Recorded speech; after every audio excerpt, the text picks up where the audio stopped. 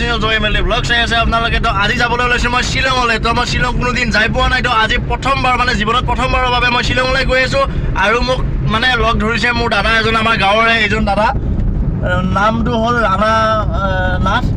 তো তেওঁ মোক লগ ধৰিছে আৰু তেওঁৰ লগতে মই আজি শ্বিলঙলৈ গৈ আছোঁ। তো তাতে গৈ মই ক'ত কি কেনেকুৱাকৈ আপোনালোকক দেখুৱাব পাৰোঁ। তো গাইজ ফাইনেলি শ্বিলং পালোঁ আহি। আৰু শ্বিলঙত আহিয়ে আপোনাৰ মেঘনা হোটেলৰ নাম হৈছে মেঘনা হোটেল। তো এই মেঘনা হোটেলৰ এটা ৰুম, এইটো ৰুম দেখিছে আপোনালোকে।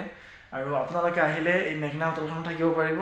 এইটো দেখিছে আপোনালোকে, ঠাণ্ডা অলপ ঠাণ্ডা পৰি আছেতো ইয়াতে। তো সেইবাবে ব্লেংকেট দি দিছে।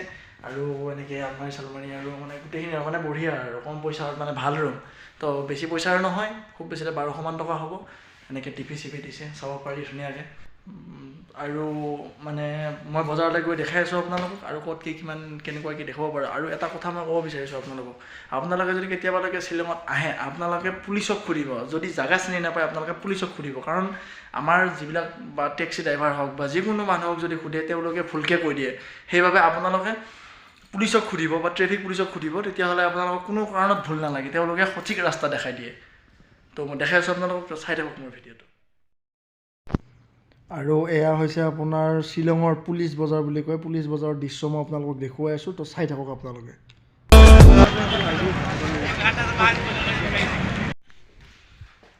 আৰু গাইজ আজি মই যিখিনি জেগাত আছোঁ আপোনালোকক দেখুৱালোঁ পুলিচ বজাৰ কেনেকুৱা কি। তো গাইজ অহাকাইলৈ আপোনালোকক মই কিমান দেখুৱাব পাৰোঁ, কেনেকুৱা কি দেখুৱাব পাৰোঁ মই হয়তো ক'ব নোৱাৰিম এতিয়া, কাৰণ অহাকালি গম পোৱা যাব কেনেকুৱা কি।